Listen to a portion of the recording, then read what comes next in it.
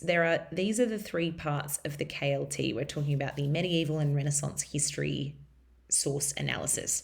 Part A, you will complete 2 Tamak tables on one facet of medieval life. So you will analyze 2 sources in relation to one source in relation to medieval, one source in relation to Renaissance life, and you just do a Tamak table, okay? You find those, if you go to Google Classroom and you go, oh, all right, medieval source analysis KLT, I'm going to open this document, this takes me through everything I need to do. How cool. It's a little bit laggy, but that's okay. In the task checklist, part A has 3 steps to it. So select something about medieval life. And remember, we have covered bosses, the lives of women, crime and punishment, medicine, all that kind of stuff. Then you hop on the COGS page and you say, oh my gosh, heaps of other resources, including the explanatory video that I got you to watch. These are the templates you've got to choose from to complete your analyses. So if you are thinking, hey, I really wanted to do the lives of women, you open this table and you'll see it looks like this. It's got 2 sources in the first bit.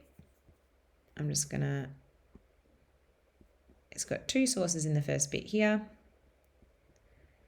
And then it's got a set of Tamak. It's got a Tamak table down here where you complete an analysis for both of the sources.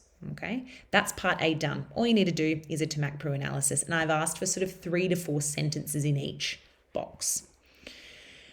Then once you have finished that, you get to this second bit. Okay, there's not much guidance on this itself here, but the idea is that you are using your source analysis to explain whether these sources corroborate. Do they support what each other says or contradict one another? And you need to come up with some kind of conclusion about whether the sources provide accurate information. And if you're confused about this, that's okay, because if you hop back over to the classroom, there's a guide to writing the assignment. Oh my. Check it out. And there's specifically a lot of guidance about what it means to corroborate sources and how to complete this bit. So once the guide takes you through some introductory steps, you got to choose your stuff, do your Tamak analysis, and then if you're confused about what part B is asking, this is all covered here. What does context mean? What does corroborate mean? What does it mean to compare the 2 sources and what they show us? Okay, so that's that bit. That's part B there, the corroboration task.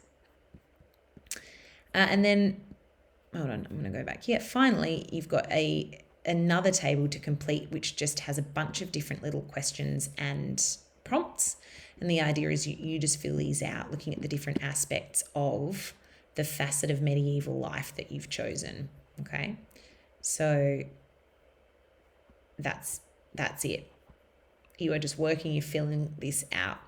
And you can see here, if we hop into the task list, it takes you through part B, step 4. That's your corroboration. And then finally, you've got that table with a bunch of different prompts to incorporate. So everything you need to do the assignment is under the KLT, Medieval Source Analysis heading on classwork. And the idea is that you got to get those tables done, really aiming for the end of the week.